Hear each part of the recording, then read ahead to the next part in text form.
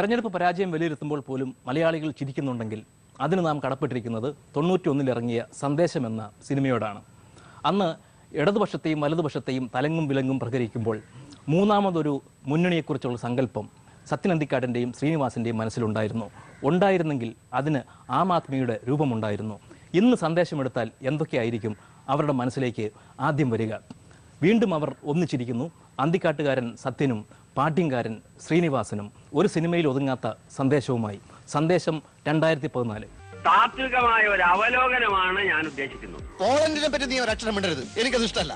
എന്തുകൊണ്ട് നമ്മൾ തോറ്റു എന്നുള്ളത് ലളിതമായിട്ടൊക്കെ പറഞ്ഞാൽ എന്താ? ഇപ്പൊ സന്ദേശം പോലെ ഒരു സിനിമ ഇന്ന് എടുക്കാൻ കഴിയുമോ? അന്ന് ആസ്വദിച്ചതുപോലെ തന്നെ മലയാളികൾ ആ സന്ദേശത്തിലെ സന്ദേശങ്ങൾ ആസ്വദിക്കുമോ? ഇന്നത്തെ സാഹചര്യത്തിൽ അതിന് പ്രസക്തിയുണ്ട് തീർച്ചയായിട്ടും. പക്ഷെ അന്നുണ്ടായിരുന്നൊരു പുതുമ എന്ന് പറയുന്നത്, അന്ന് ഈ നിങ്ങളുടെ അടക്കം ചാനലുകളിൽ ഉണ്ടാകുന്ന പൊളിറ്റിക്കൽ സറ്റയർ സാധനങ്ങളൊന്നും ഉണ്ടായിരുന്നില്ല. ഒരുപാട് പ്രോഗ്രാംസ് എല്ലാ ചാനലുകളിലും വരുമ്പോൾ അപ്പം തന്നെ വിമർശിക്കുന്ന ഒരവസ്ഥയുണ്ട്. അപ്പോൾ അതിൽ ഈ ഞങ്ങൾ പ്രതീകാത്മകമായി കാണിക്കുന്ന കഥാപാത്രങ്ങൾ അതിനേക്കാൾ കോമഡിയോടുകൂടി എല്ലാ ദിവസവും അവതരിക്കപ്പെടുന്നുമുണ്ട്.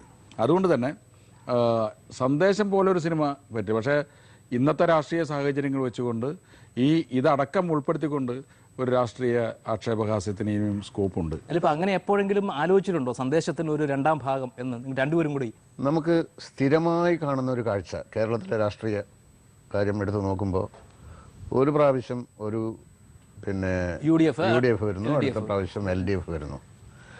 ഇതെന്താണ്? ഒരു ഭാഗത്തുനിന്ന് കേരള കോൺഗ്രസ്സുകാരൊക്കെ ഒരു ദിവസം രാവിലെ കുറേ ആൾക്കാർ ഇതിനകത്ത് വന്ന് ചേരുകയാണോ? ഇതേപോലെ CPM-ലോ അതേപോലെ CPI-ലോ കുറേ ആൾക്കാർ അടുത്ത തെരഞ്ഞെടുപ്പിന് ഇതിൽ വന്ന് ചേരുകയാണോ? ഒരു 5 വർഷം കൂടുമ്പോഴും ഈ പാർട്ടികളൊക്കെ വലുതായിക്കൊണ്ടിരിക്കുകയാണോ? പുതിയ പുതിയ മെമ്പർമാരുണ്ടാവുന്നുണ്ടോ? ഇല്ല. അപ്പോൾ ഡിസൈഡിങ് ഫാക്ടർ എന്ന് പറയുന്ന ആരാണ്? പൊതുജനം. എന്ന് പറഞ്ഞാൽ ശക്തമായ രാഷ്ട്രീയം പ്രകടിപ്പിക്കാത്തവർ.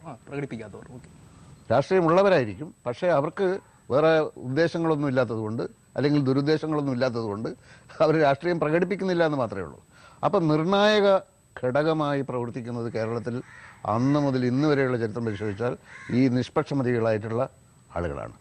അപ്പോൾ അതാത് കാലഘട്ടത്തിൽ, ആ ഭരണ കാലഘട്ടത്തിൽ, ഇപ്പോൾ 5 വർഷമാണെങ്കിൽ ആ വികാരം ഉണ്ടല്ലോ, ആ ഭരിക്കുന്ന കാലഘട്ടത്തിൽ എന്തൊക്കെയാണ്, ആരൊക്കെ എന്തൊക്കെ പ്രവർത്തിച്ചു എന്നുള്ളത് വരുമ്പോൾ ഒരു രാഷ്ട്രീയം ഉരുത്തിരിഞ്ഞു വരുന്നു ഈ നിഷ്പക്ഷമതികളായ ആളുകൾ. അല്ല, അവരെ നിഷ്പക്ഷമതികളെന്ന് വിളിക്കാവോ? കാരണം അവർ കാലുമാറുന്നതല്ലേ. ഏതെങ്കിലും രാഷ്ട്രീയ പാർട്ടിയുടെ കൊടിക്കീഴിൽ സല്യൂട്ട് ചെയ്യാത്തവർ എന്നുള്ള അർത്ഥത്തിലാണ് ഞാൻ നിഷ്പക്ഷമതികൾ എന്ന് പറഞ്ഞത്. അവരെയാണ് പലപ്പോഴും രാഷ്ട്രീയ നേതാക്കന്മാർ അവഗണിക്കുന്നത്. അതെ, കാര്യം പാർട്ടികളിലെ മെമ്പേഴ്സിനെ അല്ലെങ്കിൽ അണികളെ തൃപ്തിപ്പെടുത്താൻ വേണ്ടി മാത്രം ഇവർ പ്രവർത്തിക്കുമ്പോൾ ഇതെല്ലാം മനസ്സിലാക്കിക്കൊണ്ടിരിക്കുന്ന മൂന്നാമതൊരു വിഭാഗമുണ്ടെന്നും അവരാണ് തങ്ങൾ അധികാരത്തിൽ ഏറ്റുന്നതും ഇറക്കുന്നതെന്നും അത് ഇവർ പലപ്പോഴും ശ്രദ്ധിക്കാറില്ല. അതാണ് അതിൻ്റെ പ്രോബ്ലം. കാരണം ഒരു കോൺഗ്രസ്സുകാരൻ എന്നും കോൺഗ്രസ്സുകാരനെ വോട്ട് ചെയ്യുള്ളൂ, ഒരു കമ്മ്യൂണിസ്റ്റുകാരൻ എന്നും കമ്മ്യൂണിസ്റ്റുകാരനെ വോട്ട് ചെയ്യുള്ളൂ. പക്ഷേ ഇതിനപ്പുറത്ത് ഇതിനെ വിലയിരുത്തുന്നവരുണ്ട്. ആ വിലയിരുത്തുന്നവർ ഇവരെക്കാൾ ബോധവാന്മാരാണ്, അല്ലെങ്കിൽ ഇതിനെപ്പറ്റി കൂടുതൽ ചിന്തിക്കുന്നവരാണ്. ഇവരെ വിഡിത്തങ്ങളെല്ലാം എന്നും കണ്ടുകൊണ്ടിരിക്കുന്നവരാണ്. അപ്പോൾ ഏത് രാഷ്ട്രീയ ചർച്ചയിലും പറയുന്ന തരത്തിലുള്ള ക്ലീഷ എന്ന് പറയാവുന്ന തരത്തിലായിട്ടുണ്ട് അതിലെ പല ഡയലോഗുകളും സീനുകളും ഒക്കെ.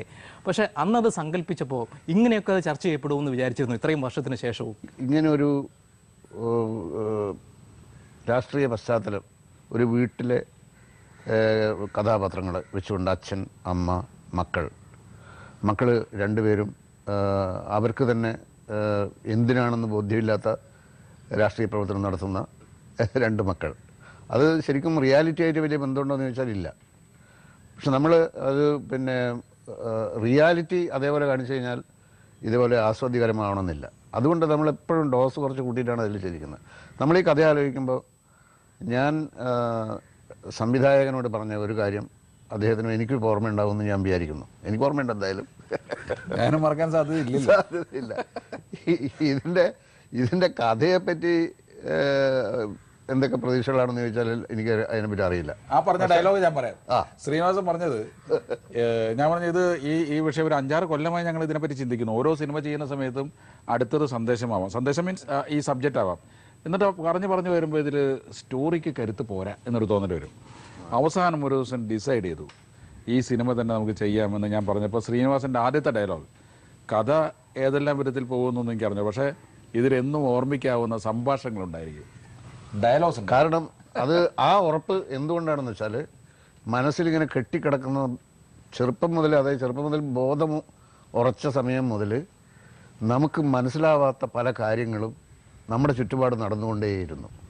അപ്പോൾ എൻ്റെ മനസ്സിലുണ്ടായിട്ടുള്ള നിരവധി സംശയങ്ങളുണ്ട്.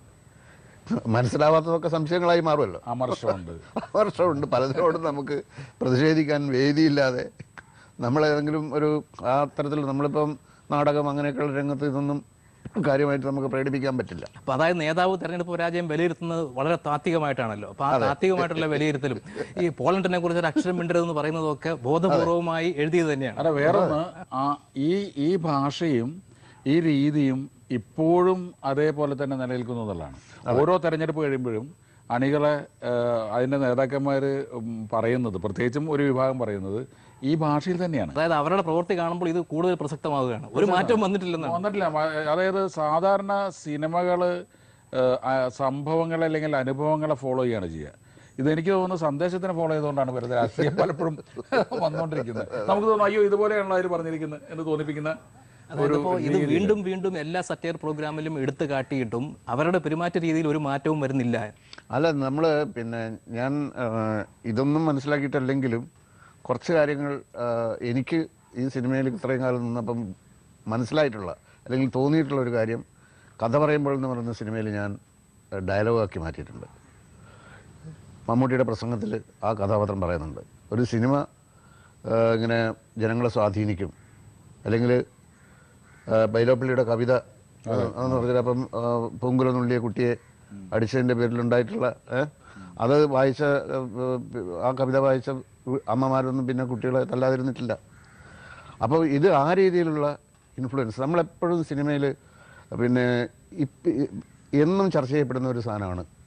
സിനിമ കണ്ടിട്ട് ആളുകൾ അക്രമികളായി, സിനിമ കണ്ടിട്ട് ആളുകൾ കഞ്ചാവും മയക്കുമരുന്നും ഉപയോഗിക്കാൻ തുടങ്ങി, സിനിമ കണ്ടിട്ട് ആളുകൾ വയലൻ്റായിട്ട് മറ്റുള്ളവരെ കൊല്ലാൻ തുടങ്ങി. ഇവിടെ ഗാന്ധിജിയുടെ സിനിമ കണ്ടിട്ട് എന്താ ആരും ഗാന്ധിജിയാവാത്തത്? എത്ര മഹാഭാരത സിനിമകൾ നന്നാവാനുള്ള സിനിമകളാണ്. അപ്പൊ സിനിമ കണ്ടാലും രാഷ്ട്രീയം നന്നാവില്ല എന്നാണ് ഉദ്ദേശിക്കുന്നത്? ഒരിക്കലും നന്നാവില്ല. നന്നാവരുതെന്നാണ് ആഗ്രഹിക്കുന്നത്. നന്നാവണമെന്നല്ലേ ആഗ്രഹിക്കുള്ളൂ. നന്നാവണം. നമ്മളിപ്പം എല്ലാ രാഷ്ട്രീയ പാർട്ടികളിലും നമുക്ക് ഇഷ്ടപ്പെട്ട കുറേ പേരുണ്ട്. അവരുടെ പാർട്ടിക്കാർ തന്നെ റോൾ മോഡലായിട്ട് എടുക്കുന്നില്ല. നമുക്ക് അതിലാണ് വിഷമം. ആ പാർട്ടിക്കാർ തന്നെ അവരെ സ്വീകരിക്കുന്നില്ല. അപ്പൊ പിന്നെ ബാക്കിയുള്ളവർക്ക് എന്താണ് സ്വീകരിക്കാനുള്ള താല്പര്യം എന്താണ്? അപ്പോൾ അതിനകത്ത് വേറൊരു സംശയം എനിക്കുണ്ടാവുന്നത്, 2 കഥാപാത്രങ്ങളാണ് പ്രധാനമായും രാഷ്ട്രീയത്തിൽ നിൽക്കുന്നതെങ്കിലും അച്ഛനും അമ്മയുണ്ട്, 4 കുട്ടികളുമുണ്ട്. ഇപ്പോൾ 4 കുട്ടികൾ ഒരു വീട്ടിൽ ഉണ്ടാവുക അത്ര സാധാരണമല്ല. ഉണ്ടായാൽ തന്നെ അവർ വീട്ടിൽ സംസാരിക്കുന്നത് രാഷ്ട്രീയമായിരിക്കുകയുമില്ല. അങ്ങനൊരു വ്യത്യാസം വന്നെന്ന് തോന്നുന്നില്ലേ? അതാണ് ശരിക്കും പറഞ്ഞാൽ ഇപ്പോൾ നിലവിലുള്ള രാഷ്ട്രീയക്കാർ മുതലെടുക്കുന്നത് എനിക്ക് തോന്നുന്നു. കാരണം മറ്റത് നല്ല ചർച്ചകൾ ഉണ്ടാവുന്നു, വീടുകളിൽ തന്നെ അതിനുള്ള പരസ്പരമായുള്ള മത്സരങ്ങൾ ഉണ്ടാവുന്നു, ഒക്കെ ഉണ്ടാവുന്ന അതിൽ നിന്ന് മാറിയിട്ട് ഇന്ന് ഒരു വലിയ പരിധി വരയ്ക്കും എന്തെങ്കിലും ആവട്ടെ എന്നൊരു ധാരണ കുറേ ആളുകൾക്ക് വന്നു തുടങ്ങിയിട്ടുണ്ട്. രാഷ്ട്രീയം എങ്ങനെ പോയി, ഇതെങ്ങനെയായാലും എന്തായാലും നന്നാവില്ല എന്ന് തോന്നുന്ന. ഇപ്പോൾ എൻ്റെ അടുത്തൊക്കെ അന്തിക്കാളൊക്കെ ശരിക്കും പറഞ്ഞാൽ പൊളിറ്റിക്സിൻ്റെ വളരെ കൂടുതൽ ചർച്ച ചെയ്യുന്ന ആളുകളാണ്. അപ്പോൾ അവരൊക്കെ ഓരോ തവണയും സംസാരിക്കുകയെന്ന് വെച്ചാൽ ഈ അഴിമതി എന്തുകൊണ്ടാണ് ആം ആദ്മിയെ പറ്റി നമ്മൾ പറയുന്നത്? ഒരൊറ്റ പ്രശ്നമാണ്, അഴിമതിക്കെതിരായിട്ട് ഒരാൾ വിരൽ ചൂണ്ടുമ്പോൾ അതിൻ്റെ കൂടെ നിൽക്കാൻ നമ്മൾ തയ്യാറാവുന്നു മനസ്സുകൊണ്ട് എന്നുള്ളതാണ്. ആ പാർട്ടി എത്രത്തോളം അത് കണ്ടിന്യൂ ചെയ്യാൻ പറ്റുമെന്ന് നമുക്ക് അറിഞ്ഞൂടാ. അപ്പോൾ ഈ 4 കുട്ടികൾ ഉണ്ടാവുകയും 4 കുട്ടികൾ 4 തരത്തിൽ പെരുമാറുകയും ചെയ്യുന്ന സമയത്തുണ്ടായിരുന്ന സന്ദേശം ഇന്നുണ്ടാവുമോ എന്ന് ചോദിച്ചാൽ ഇന്നത്തെ അന്തരീക്ഷം വേറെയാണ്. സന്ദേശം എന്ന് പറയുന്നത് ശരിക്കും പറഞ്ഞാൽ ഒരു പ്രതീകമാണ്. ഞങ്ങളുടെ മനസ്സിൽ ഞങ്ങളൊക്കെ രാഷ്ട്രീയത്തിനോട് തോന്നിയിട്ടുള്ള ഒരു പ്രതീകമാണ്. രാഷ്ട്രീയം മലയാളിയുടെ രക്തത്തിൽ അലിഞ്ഞു ചേർന്നതാണെന്ന് പറയും. എങ്കിലും ഇപ്പോൾ വീട്ടിൽ അങ്ങനെ രാഷ്ട്രീയം ചർച്ച ചെയ്യപ്പെടുന്നുണ്ടോ? അഥവാ ചർച്ച ചെയ്യപ്പെട്ടാൽ ഈ മാതാപിതാക്കളുടെ രാഷ്ട്രീയം ഏതെങ്കിലും തരത്തിൽ ഈ മക്കൾക്ക് ബാധകമാവുമോ? നമുക്ക് ഏകപക്ഷീയമായിട്ടൊരു അഭിപ്രായം പറയാൻ പറ്റുന്നൊരു വിഷയമല്ല അത്. ഇപ്പം മക്കൾക്ക് ആദ്യം ഈ പറയുന്ന അച്ഛനും അമ്മയും ഒരു ആദർശ പുരുഷന്മാരാണ്, രാഷ്ട്രീയത്തിന് അപ്പുറത്ത് ഇവരെ നമ്മൾ അനുകരിക്കേണ്ട എന്ന് തോന്നിയാൽ അവർ ചെയ്യുന്നതൊക്കെ അവർ അനുകരിക്കും. ശ്രീനിവാസന്റെ രാഷ്ട്രീയം ശ്രീനിവാസന്റെ 2 ആൺമക്കളെ ഏതെങ്കിലും തരത്തിൽ സ്വാധീനിച്ചിട്ടുണ്ടോ? എനിക്കങ്ങനെ പ്രകടമായൊരു രാഷ്ട്രീയം അവരെ സ്വാധീനിക്കാൻ മാത്രമുള്ള ഒരു രാഷ്ട്രീയം ഞാൻ പറയുന്നത്. ശ്രീനിവാസന്റെ രാഷ്ട്രീയം ഇല്ലായ്മ വിനീതിനെയും ധ്യാനും സ്വാധീനിച്ചിട്ടുണ്ട്. കാരണം രാഷ്ട്രീയത്തിനോടുള്ള ശ്രീനിവാസന്റെ നിലപാട് എനിക്ക് തോന്നുന്നു അവരുടെ സംസാരങ്ങളിൽ അത് ശ്രീനിവാസനെ കാണുന്നില്ലെങ്കിൽ ശരിക്കും ശ്രീനിവാസന്റെ രാഷ്ട്രീയം ഇല്ലേ? ശ്രീനിവാസന്റെ രാഷ്ട്രീയമൊക്കെ ഉണ്ട്. പക്ഷേ ഇത് ഈ പറഞ്ഞ പോലെ ഒരു അത്തരം നേതാക്കന്മാർ ഏത് ചിഹ്നത്തിൽ വോട്ട് ചെയ്യണമെന്ന് പറഞ്ഞാൽ അതിൽ ആ ചിഹ്നത്തിൽ വോട്ട് ചെയ്യുന്ന രാഷ്ട്രീയമല്ല. സമൂഹത്തിന്റെ നേരത്തെ പറഞ്ഞ പോലെ മൂന്നാം രാഷ്ട്രീയം എന്ന് പറയുന്നത് നമ്മളിപ്പം സന്ദേശം എന്ന് പറയുന്ന സിനിമ നമ്മൾ എടുക്കുമ്പോൾ അത് ഞങ്ങളുടെ ഒരു രാഷ്ട്രീയ പ്രവർത്തനമാണ്. അതാണ് കറക്റ്റ്. രാജ്യം ഒരു രാഷ്ട്രീയ പ്രവർത്തനമാണ് എം.എൻ. വിജയൻ പറഞ്ഞു പോലെ. ഞാനും പിന്നെ ഇക്ബാൽ കുറ്റിപ്പുറവും ലാൽ ജോസും കൂടി അറബിക്കഥയുടെ കഥ പലപ്പോഴായിട്ടിങ്ങനെ സംസാരിച്ചിട്ട് ഇത് എടുക്കണോ വേണ്ടയോ എന്നുള്ള കാര്യം ഞങ്ങൾക്ക് 3 പേർക്ക് തന്നെ വലിയ ഉറപ്പില്ലാതിരിക്കുന്ന ഒരു കാലഘട്ടത്തിൽ അതിനകത്ത് ഒരു ഡയലോഗ് ഞങ്ങളിൽ ആരോ ഒരാൾ പറഞ്ഞു, ഒരു കമ്മ്യൂണിസ്റ്റുകാരൻ്റെ ജീവിതം എന്ന് പറയുന്നത് മറ്റുള്ളവർക്ക് വേണ്ടി ത്യാഗം ചെയ്യലാണ്. അപ്പം ഞങ്ങൾക്ക് 3 പേർക്കും തോന്നി ഈ സിനിമയുമായിട്ട് മുമ്പോട്ട് പോവാം. ഈ സിനിമയ്ക്ക് പറയാനൊരു കാര്യമുണ്ട്, ഈ സിനിമയിൽ പറയാനൊരു കാര്യം, ഒരു ഉദ്ദേശമുണ്ട്. അപ്പൊ കമ്മ്യൂണിസ്റ്റ് ആയാലും കോൺഗ്രസ് ആയാലും സെയിം ആണ്. ആ സിനിമയിലെ ക്യൂബ മുകുന്ദന് ഒരു VS ചായ്വുണ്ട്. അത് യഥാർത്ഥത്തിലുള്ള ചായ്വാണ്. അന്ന് ശരിക്കും പറഞ്ഞാൽ ആ സിനിമ ഇറങ്ങുന്ന സമയത്ത് ഈ രീതിയിൽ 2 ചേരിയായിട്ടൊന്നും ഇല്ല. ശരിക്കും അങ്ങനെ ഇല്ല. അന്ന് അങ്ങനെ ആയിട്ടില്ല. അപ്പൊ പാർട്ടിക്ക് അകത്തുള്ള ആളുകൾക്ക് മാത്രം മനസ്സിലാവുന്ന രീതിയിൽ അന്ന് എന്തെങ്കിലും ഉണ്ടോ എന്നറിയില്ല. പുറത്തേക്ക് ഇങ്ങനെ വന്നിട്ടില്ല അത്. അല്ല, ഇതിലെന്താ അറിയോ, ഇപ്പൊ നമ്മൾ കുറെ ആളുകൾ അവരുടെ മനസ്സിലുള്ള ചിന്തകൾ സിനിമയിലൂടെ കാണുമ്പോൾ ഇത് ഞാനും ചിന്തിച്ചതാണല്ലോ എന്ന് അവർക്ക് തോന്നാണ്. ഇപ്പോൾ രാഷ്ട്രീയ നേതാക്കന്മാർ ബന്ദിന് ആഹ്വാനം ചെയ്യുന്നു, കല്ലെറിയാൻ ആഹ്വാനം ചെയ്യുന്നു. അപ്പോൾ അതിൽ ശ്രീനിവാസന്റെ കഥാപാത്രം പറയുന്നത് നമ്മൾ നേതാക്കന്മാരെ ആഹ്വാനം ചെയ്താൽ പോരെ, എല്ലാ അണികൾ ചെയ്തോളും എന്ന് പറയുമ്പോൾ പൊതുജനം ചിന്തിക്കുന്നത് ഇതാണല്ലോ ഇവിടെ സംഭവിക്കുന്നത്. ഒരിക്കലും നമ്മുടെ വലിയ നേതാക്കന്മാർക്ക് മർദ്ദനമേൽക്കുന്നില്ല, വലിയ നേതാക്കന്മാർക്ക് കല്ലേറ് കൊള്ളുന്നില്ല. അടിച്ച് ചതച്ചരയ്ക്കപ്പെട്ട ആളുകളെ ഇവർ സന്ദർശിക്കാൻ ചെല്ലുമ്പോൾ അത് വാർത്തയാകുന്നു, ഫോട്ടോയാകുന്നു. അതെ, അവർ നേതാക്കളായത് പക്ഷേ ഇത്തരം ഒരു ഘട്ടത്തിലൂടെ കടന്നു പോകുന്നത്. എത്ര നേതാക്കളുണ്ട് അതുപോലെ വരുന്ന? എത്ര നേതാക്കളുണ്ട്? വളരെ കുറച്ചേ ഉള്ളൂ. പഴയ കാലത്തെ നേതാക്കളെ കുറിച്ച് നമുക്ക് അങ്ങനെ പറയാം, പക്ഷേ ഇപ്പോഴത്തെ നേതാക്കളെ കുറിച്ച് അങ്ങനെ പറയാൻ കഴിയില്ല. അതാണല്ലോ ഉദ്ദേശിക്കുന്നത്. ഇപ്പോഴത്തെ നേതാക്കളെ ഇപ്പോൾ നേരത്തെ പറഞ്ഞ പോലെ ഒരു ഫ്ലക്സ് സംസ്കാരം ഇപ്പോൾ കേരളത്തിൽ വന്നു തുടങ്ങിയിട്ടുണ്ട്. ഫ്ലക്സിലൂടെയാണ് നേതാക്കന്മാരെ. നമ്മൾ ഫ്ലക്സിന്റെ മാത്രമല്ല, അതായത് നമുക്ക് ജുഗുപ്സാവഹമായി തോന്നുന്ന കുറേ കാര്യങ്ങളുണ്ട്. അതായത് ഇന്ന് മഞ്ഞോടി പാലത്തിന് വേണ്ടി 20 കോടി അനുവദിപ്പിച്ച മറ്റേ ആൾക്ക് അഭിനന്ദനം. ഇതൊന്നും നേരത്തെ കണ്ടിട്ടില്ലാത്തതാണ് ഇത്. അതായത് നമ്മൾ മാർക്കറ്റിൽ മീൻ നല്ല മീൻ എന്ന് പറയുന്ന പോലത്തെ സാധനമാണിത്. അപ്പം മനസ്സിലായില്ല, ഈ മീൻ വിൽപ്പനയും ഇതുമായിട്ട് എന്താ വ്യത്യാസം? നമ്മൾ ഈ സൊസൈറ്റിക്ക് വേണ്ടിയിട്ടൊരു കാര്യം ചെയ്യുന്ന സമയത്ത് അവിടെയുള്ള ജനങ്ങളത് അറിയില്ല എന്നതിന് ഭയപ്പെടണം. ഈ ഭയം എന്തുകൊണ്ടാണ് ആ ഭയം ഉണ്ടാവുന്നത്? അങ്ങനെ അറിഞ്ഞാൽ പോരാ, അത് എന്തിനാണ് ഭയപ്പെടുന്നത്? ഫ്ലെക്സ് വെച്ചാൽ ഒരു സമാധാനമായി പ്രവർത്തിച്ചാൽ മതി. അപ്പൊ ഇന്ത്യൻ പ്രണയകഥയിലെ ഫ്ലെക്സിനെതിരെയുള്ള ഒരു വികാരം പ്രതിഫലിപ്പിക്കുന്നുണ്ട്. ഇത് തന്നെയാണ് കാരണം. നാട്ടിൽ ഈ ഫ്ലെക്സ് തട്ടിത്തറഞ്ഞ് നടക്കാൻ പറ്റാത്തൊരവസ്ഥയായിരിക്കുന്നു. ഇതാരാണ് നോക്കുമ്പോഴാണ് അതിലെ ആളുകളെ നമ്മൾ തിരിച്ചറിയുന്നത്. ഒരു VM സുധീരന് ആ ഒരു സംസ്കാരത്തിൽ ഒരു മാറ്റം കൊണ്ടുവരാൻ കഴിയുമെന്ന് വിചാരിക്കുന്നുണ്ട്. സുധീരൻ അറ്റ്ലീസ്റ്റ് സുധീരൻ്റെ കാര്യമെങ്കിലും പറഞ്ഞല്ലോ. സുധീരൻ KPCC പ്രസിഡന്റായി തെരഞ്ഞെടുക്കപ്പെട്ടതിന് ശേഷം അവിടെ ഇവിടെയും അവരെ സന്തോഷം കൊണ്ടായിരിക്കാം ഫ്ലക്സുകൾ പൊന്നുന്നുണ്ട്, അത് സ്റ്റോപ്പ് ചെയ്യണം എന്ന് പറഞ്ഞില്ലേ. അതൊരു നല്ല കാര്യമായിട്ട് നമുക്ക് തോന്നുന്നു. കാര്യം എൻ്റെ സുധീരൻ പറഞ്ഞത് ഇതായിരുന്നു. കാര്യം മഹാത്മാഗാന്ധി മുതൽ AKG അടക്കമുള്ള EMS അടക്കമുള്ള ആളുകൾ ജനങ്ങളുടെ മനസ്സിൽ സ്ഥാനം പിടിച്ചത് ഫ്ലക്സ് കൊണ്ടല്ല, അവരുടെ പ്രവർത്തനങ്ങളിലൂടെയാണ്. അപ്പോൾ എൻ്റെ ഫ്ലക്സ് അധികം ഉപയോഗിച്ചിട്ട് അത് സമൂഹത്തിൽ അല്ലെങ്കിൽ നമ്മുടെ ഭൂമിക്ക് അതൊരു മാലിന്യമായി മാറരുത് എന്ന് പറയാൻ ഒരു രാഷ്ട്രീയ നേതാവ് തയ്യാറാകുമ്പോൾ ഞങ്ങൾക്ക് തോന്നുന്നു അത് ശരിയാണ്. നേതാക്കളുടെ ഹുങ്ക് അല്ലെങ്കിൽ ധാർഷ്ട്യം നമ്മളെ പേടിപ്പെടുത്തുന്നുണ്ട്. സഖാവ് പിണറായിയായിട്ട് ഒരു ഇൻ്റർവ്യൂ ഉണ്ടായിരുന്നു. അപ്പോൾ ഞാൻ അദ്ദേഹത്തോട് ചോദിച്ചത് ഇതാണ്: ഇവിടെയും BJP ശക്തിപ്പെടുകയാണെങ്കിൽ പുറത്തുനിന്ന് കോൺഗ്രസിനെ സപ്പോർട്ട് ചെയ്യില്ലെന്ന് ചോദിച്ചു. കേരളത്തിൽ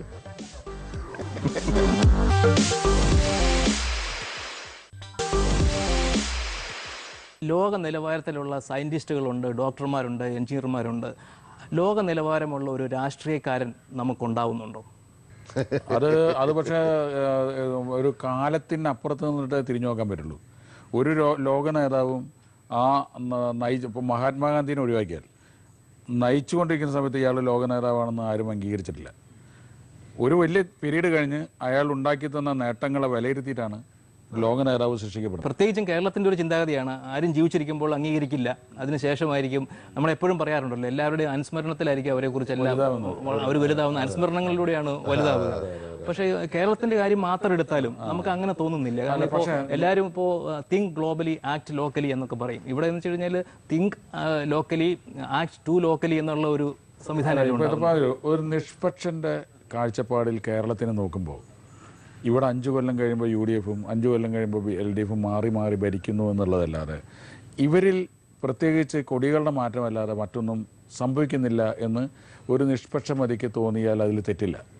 എനിക്ക് തോന്നുന്നത് ഈ പരസ്പര ആരോപണങ്ങളെക്കാളും കൂടുതലായിട്ട് നല്ലത് പിണറായി വിജയൻ മുഖ്യമന്ത്രിയും, ഉമ്മൻചാണ്ടി ആഭ്യന്തരമന്ത്രിയും, രമേശ് ചെന്നിത്തല ധനകാര്യമന്ത്രിയും, MA ബേബി സാംസ്കാരിക മന്ത്രിയായിട്ട് നല്ലൊരു ഭരണം സംഘടിപ്പിക്കുന്നതാണെന്നാണ്. രാഷ്ട്രീയവാദത്തിന്റെ മറ്റൊരു മുഖമായിട്ട് തോന്നുന്നുണ്ട്. അല്ലല്ല, ഒരു നിഷ്പക്ഷമതിയുടെ കാഴ്ചപ്പാടിൽ അത് കേരളത്തിലെ ജനങ്ങൾക്ക് വേണ്ടിയിട്ട് സംസ്ഥാനത്തിന്റെ താല്പര്യങ്ങൾ സംരക്ഷിക്കപ്പെടട്ടെ എന്നുള്ളതാണ്. തീർച്ചയായിട്ടും നമ്മൾ നേരത്തെ പറഞ്ഞല്ലോ. കാരണം ഞാൻ പണ്ട് സഖാവ് പിണറായിയായിട്ട് ഒരു ഇന്റർവ്യൂ ഉണ്ടായിരുന്നു. അപ്പം ഞാൻ അദ്ദേഹത്തോട് അന്നൊരു ചോദ്യം ചോദിച്ചു. പിന്നെ കേന്ദ്രത്തിൽ അന്ന് UPA ഗവൺമെന്റിനെ CPM പുറത്തു നിന്ന് സപ്പോർട്ട് ചെയ്യാണ്. അതെ, ഇത് തന്നെയാണ് സംഭവിച്ചത്. അപ്പോൾ മത്സരിച്ചിട്ട് അവിടെ പുറത്തു നിന്ന് സപ്പോർട്ട് ചെയ്യുന്നു. BJP ഏത് അധികാരത്തിൽ നിന്ന് പുറത്തു നിർത്താൻ വേണ്ടിയിട്ടാണ് UPA ഗവൺമെന്റിനെ CPM സപ്പോർട്ട് ചെയ്യുന്നത്. അപ്പോൾ ഞാൻ അദ്ദേഹത്തോട് ചോദിച്ചത് ഇതാണ്: ഇവിടെയും BJP ശക്തിപ്പെടുകയാണെങ്കിൽ പുറത്തുനിന്ന് കോൺഗ്രസിനെ സപ്പോർട്ട് ചെയ്യില്ലേന്ന് ചോദിച്ചു. കേരളത്തിൽ വളരെ പ്രസക്തമായ ചോദ്യമാണ്. ഒരുപക്ഷെ ഇനിയും CPM-ന് കോൺഗ്രസിനെ അല്ലെങ്കിൽ കോൺഗ്രസിന്റെ മുന്നണിയെ സപ്പോർട്ട് ചെയ്യേണ്ടി വന്നേക്കാം. അതൊരു യാഥാർത്ഥ്യമാണ്. അപ്പോൾ 2004 തെരഞ്ഞെടുപ്പിന് മുമ്പ് ഞാൻ കുറേ നേതാക്കളെ കണ്ടിരുന്നു പത്രത്തിന് വേണ്ടി അഭിമുഖം നടത്താൻ വേണ്ടിയിട്ട്. അന്ന് ഇതുപോലെ ഒരു സിറ്റുവേഷൻ ഉണ്ടായിരുന്നു. അതായത് ഒരുപക്ഷെ CPM-നും ഇടതു പാർട്ടികൾക്കും കോൺഗ്രസിനെ പിന്തുണയ്ക്കേണ്ടി വന്നേക്കാമെന്ന് എല്ലാ നേതാക്കളും. കാരണം ഇവിടെ പരസ്പരം മത്സരിക്കുന്നത് കൊണ്ട് എല്ലാ നേതാക്കളും അങ്ങനെയൊന്നും സംഭവിക്കുമെന്ന് അറിഞ്ഞുകൊണ്ട് തന്നെ സംഭവിക്കില്ല എന്ന് വാദിച്ചു. നായനാരുടെ അടുത്ത് ഒന്നിച്ചപ്പോൾ അദ്ദേഹം പറഞ്ഞു, അത് സംഭവിക്കും, അതിന് സംശയം എന്താ, അതല്ല വേണ്ടത്, അത് ഞങ്ങൾ ആവശ്യം വന്നു കഴിഞ്ഞാൽ സപ്പോർട്ട് ചെയ്യും. വളരെ സുതാര്യമായിട്ട് അദ്ദേഹം പറഞ്ഞു. ഒരുപക്ഷെ ഇനിയും അതൊക്കെ വേണ്ടി വന്നേക്കാം. പക്ഷേ ഇപ്പോൾ ഈ തെരഞ്ഞെടുപ്പിൽ ആരെങ്കിലും അത് സമ്മതിക്കാൻ പോകുന്നുണ്ടോ? തെരഞ്ഞെടുപ്പ് സമയത്ത് സമ്മതിക്കില്ല. അല്ല, നായനാര് എന്ന് പറയുന്നത് നമ്മളെ ഏറ്റവും കൂടുതൽ ബഹുമാനിച്ചിരുന്ന ഒരു വ്യക്തിയാണ് നായനാര്. അതൊക്കെ നമ്മളെന്തുകൊണ്ടാണ് EK നായനാർ എന്നുള്ള പ്രതീകം പറഞ്ഞാൽ ഓപ്പണായിട്ട് പറയാവുന്ന, നമുക്ക് വിശ്വസിക്കാവുന്ന ഒരാളെന്നുള്ള ഇമേജ് അദ്ദേഹത്തിൻ്റെ പ്രവർത്തികളിലൂടെ അദ്ദേഹം ഉണ്ടാക്കിയിട്ടുണ്ട്. അത് അദ്ദേഹം കുറേ കൂടി ജനകീയനായിരുന്നു. അത്തരം നേതാക്കൾ ഇല്ലാതാവുന്നു എന്നുള്ളത് തന്നെയാണ്. നേതാക്കളുടെ ഹുങ്ക് അല്ലെങ്കിൽ ധാർഷ്ട്യം നമ്മളെ പേടിപ്പെടുത്തുന്നുണ്ട്. ഈ ചാനലിൽ കൂടെയൊക്കെ ഇവർ സംസാരിക്കുന്ന ഭാഷ, കാര്യം വിദ്യാസമ്പന്നരായ ഒരുപാട് ആളുകൾ ഉള്ള ഒരു സ്ഥലമാണ് കേരളം എന്ന് പറയുന്നത്. അവിടെ സംസ്കാരമുള്ള ആളുകൾ താമസിക്കുന്നവരുടെ വീടുകളിൽ ഇരുന്നിട്ടൊക്കെ നമ്മൾ TV ഒക്കെ കാണുമ്പോൾ ഇവർ സംസാരിക്കുന്ന ഒരു ധാർഷ്ട്യ ഭാഷ കാണുമ്പോൾ ഒരുപക്ഷെ ഈ വടക്ക് കമ്മ്യൂണിസ്റ്റ് പാർട്ടികൾക്ക് വലിയ സ്വാധീനമുള്ള മേഖലകളിൽ ഈ പാർട്ടിക്കാരെ മാത്രം സന്തോഷിപ്പിക്കാൻ വേണ്ടി കാര്യങ്ങൾ പറഞ്ഞ് പഠിച്ചിട്ട് അതിൽ നിന്നൊരു മാറ്റം വരുത്താൻ അവർക്ക് കഴിയാത്തതാണോ? കാരണം ഇപ്പോൾ പാർട്ടിക്കാരിൽ അപ്പുറം വലിയൊരു സമൂഹമാണ് ഇതൊക്കെ കാണുന്നതും കേൾക്കുന്നതും ടെലിവിഷനിലൂടെയൊക്കെ. പക്ഷെ അന്ന് ഈ പാർട്ടിക്കാർക്ക് വേണ്ടി മാത്രം സംസാരിക്കുമ്പോൾ ഒരുപാട് കയ്യടി കിട്ടും. അത് തന്നെ മനസ്സിൽ വെച്ചുകൊണ്ട് ആ ഒരു ശീലം തുടരുന്നതാണെന്ന് തോന്നുന്നു. പാർട്ടിക്കാരുടെ കയ്യടി കിട്ടുമായിരിക്കും, കാണുന്നവരുടെ മനസ്സിൽ അവരുടെ ഇമേജ്. അതെ, കാരണം ചില കാര്യങ്ങൾ ചൂണ്ടിക്കാട്ടിയാലും അതിനൊരു മാറ്റം വരുന്നില്ല, ഒരു തിരുത്തൽ ഉണ്ടാവുന്നില്ല. അതെ, പിന്നെ വേറൊരു ചെറിയ സത്യമുണ്ട് അതിൽ ശ്രീനി. ഒരു അടുത്ത കാലത്ത് ഈ ന്യൂ ജനറേഷൻ സിനിമകളുടെ കോലാഹലം നടന്നുകൊണ്ടിരിക്കുന്ന സമയത്ത് മ്യൂട്ട് ചെയ്യപ്പെടുന്ന ഡയലോഗ്സും കുറേ വൃത്തികെട്ട ഡയലോഗ്സൊക്കെ ഉള്ളൊരു സിനിമ പുറത്തിറങ്ങിയപ്പോൾ ഒരു ചാനൽ ചർച്ചയിൽ അതിലഭിനയിച്ച ഒരു നടനോട് അവർ ചോദിച്ചു, ഇങ്ങനെ ഈ അസഭ്യമല്ലാത്ത കുറേ ഭാഷകൾ ഈ പടത്തിൽ ഉപയോഗിക്കുന്നുണ്ടല്ലോ എന്നപ്പോൾ അയാൾ പറയുന്നത്, എനിക്ക് മനസ്സിലാവുന്നില്ല, എന്താണ് ഈ ആളുകൾ അങ്ങനെ പറയുന്നത് എനിക്ക് മനസ്സിലായത്. നമ്മളൊക്കെ സാധാരണ വീടുകളിൽ പറയുന്ന ഭാഷ മാത്രമല്ലേ അതിൽ ഉപയോഗിച്ചിട്ടുള്ളൂ എന്നാണ്. അവരുടെ വീടുകളിൽ ആ ഭാഷ ഉപയോഗിക്കുന്നുണ്ടാവാം, ആ ഭാഷ മറ്റുള്ള വീടുകളിൽ ഉപയോഗിക്കുന്നില്ല. അതുപോലെയാണ് ചില നാടുകളിൽ നിന്നും ആളുകൾ ഈ ഭയങ്കരമായ ധാർഷ്ട്യം പ്രകടിപ്പിക്കുമ്പോൾ അത് അവരുടെ ശൈലിയായിരിക്കും, അവരുടെ. പക്ഷേ കേരളത്തിലെ പൊതുസമൂഹം അത് അംഗീകരിക്കുന്നില്ല. ഇപ്പോൾ രാഷ്ട്രീയക്കാരെ ഇങ്ങനെ കുറ്റം പറയുമ്പോഴും ഏത് കാര്യത്തിനും അവരെ സമീപിക്കുന്ന ആളുകൾക്കും അതിലൊരു ഉത്തരവാദിത്വമില്ലേ അവരിങ്ങനെയൊക്കെ ആയി പോകുന്നതിൽ? ഇപ്പോൾ സത്യനന്ദിക്കാടിൻ്റെ കാര്യം തന്നെ എടുക്കുക. ഒരു തമാശ പറഞ്ഞാൽ അദ്ദേഹത്തിന് വിവാഹം കഴിക്കേണ്ടി വന്നപ്പോൾ വയലാർ രവിയുടെ സഹായം വേണ്ടി വന്നു. അങ്ങനെയല്ല നമ്മുടെയൊക്കെ ജീവിതം. വയലാർ രവിയുടെ രാഷ്ട്രീയ സ്വാധീനം ഞാൻ ഉപയോഗിച്ചിട്ടില്ല, ഇന്നേ വരെ ഉപയോഗിച്ചിട്ടില്ല. ഒരു വ്യക്തി എന്നുള്ള രീതിക്ക് വയലാർ രവി നമ്മൾ നേരത്തെ അധികം MP ആവുന്നതിന് മുമ്പുള്ള ഒരു പരിചയം വെച്ചിട്ടില്ല. ഞാൻ പറഞ്ഞത് ഇതൊക്കെ പറയുമ്പോഴും എന്ത് ആവശ്യത്തിനും അവരെയല്ലേ നമ്മൾ സമീപിക്കുന്നത്. ആ കാര്യം നമ്മൾ പലപ്പോഴും മറച്ചു വെക്കുകയല്ലേ ചെയ്യും. അല്ല, നമ്മൾ ആര് അവരെ സമീപിക്കുന്നു എന്നുള്ളത് നമുക്ക് അന്വേഷിച്ചാൽ അറിയാം. അല്ല, മറ്റൊന്ന് രാഷ്ട്രീയക്കാരെ നമ്മൾ കുറ്റപ്പെടുത്തല്ല ചെയ്യുന്നത്, നമ്മുടെ പെയിനാണ്, നമ്മുടെ വിഷമം പറയാണ്. അല്ല, ഇപ്പൊ നാളെ നമ്മൾ ഈ ഒരു ചർച്ച കണ്ടിട്ട് രാഷ്ട്രീയക്കാർ മുഴുവൻ നാളെ മാറുന്നുള്ള വിശ്വാസം കൊണ്ടൊന്നും നാളെ അല്ലെങ്കിൽ ഇവർക്ക് നമ്മൾ വോട്ട് ചെയ്യില്ല എന്നുള്ളത് കൊണ്ടൊന്നുമല്ല. നമുക്ക് യാതൊരു ദുരുദ്ദേശവും ഇല്ല. നമുക്ക് അതായത് നമ്മളെല്ലാവരും നമ്മൾ നിഷ്പക്ഷമതികളായിട്ടുള്ള ആൾക്കാർ ആഗ്രഹിക്കുന്നത്, ആ നിഷ്പക്ഷമതി എന്ന് പറയുന്നത് തന്നെ ഇപ്പം ഭയങ്കര ചീത്ത കേൾക്കും. കാരണം അത് അരാഷ്ട്രീയവാദമാണെന്നാണ് പറയുന്നത്. ഇപ്പോഴും ഒരു നിലയ്ക്ക് ഒരു കാര്യത്തിൽ ഇപ്പം നമുക്കിത് പുറമെ നിന്ന് ഇതൊന്നും രാഷ്ട്രീയത്തിൻ്റെ ഉള്ളിൽ ഇടപെടുന്ന കാര്യങ്ങളല്ല. ഇപ്പോഴും പുറമെ നോക്കട്ടെ, ഈ ചേരി എന്ന് പറയുന്നു, ഇപ്പോൾ VS ഒരു വിഭാഗത്തിലേക്ക് മാറ്റുന്നു. ഞാൻ പറയുന്നത് അദ്ദേഹം ആ പാർട്ടിയിൽ നിന്നുകൊണ്ട് പറയാവുന്ന കാര്യങ്ങളാണ് പറയുന്നത്. അത് ജനങ്ങൾക്ക് സ്വീകാര്യമാവുന്നുണ്ട്. അതിനെ എതിർക്കുമ്പോൾ ഒരു വിഭാഗം പാർട്ടിക്കാർ മോശമായിട്ട് ജനങ്ങളുടെ മനസ്സിൽ വന്നു പോകുന്നു. VS എത്രത്തോളം ഒറ്റപ്പെടുത്തുന്നോ അത്രത്തോളം ഈ സാധാരണക്കാർ പാർട്ടിയിൽ നിന്ന് അകന്നു പോവുകയാണ് ചെയ്യുന്നത്. അല്ലാതെ VS കൂടെ പോകുന്നതോ എന്നല്ല. പാർട്ടിക്ക് ഒരു ഘടനയുണ്ട്, ചട്ടക്കൂടുണ്ട്. അപ്പോൾ ഒരു നേതാവ് അതിൻ്റെ പുറത്തേക്ക് പോവുകയാണെന്നുണ്ടെങ്കിൽ പാർട്ടിയുടെ ചുമതല വഹിക്കുന്ന ആളുകൾക്ക് അത് അങ്ങനെയല്ലേ കാണാൻ കഴിയൂ. അല്ല, ആ നേതാവ് പറയുന്നത് സത്യമാണെങ്കിൽ ആ പാർട്ടി ആ സത്യത്തിൻ്റെ കൂടെ നിൽക്കാൻ ബാധ്യതയല്ലേ? എങ്കിലും അത് ജനങ്ങൾക്ക് വേണ്ടിയുള്ള പാർട്ടി ആ വികാരത്തിനൊപ്പം നിന്നിട്ട് അവര് അത് ശരിയാണെന്ന് പറഞ്ഞിട്ട് അവരുടെ നേതാവിനെ അവർ ഉയർത്തിക്കാട്ടില്ലേ ചെയ്യേണ്ടത്?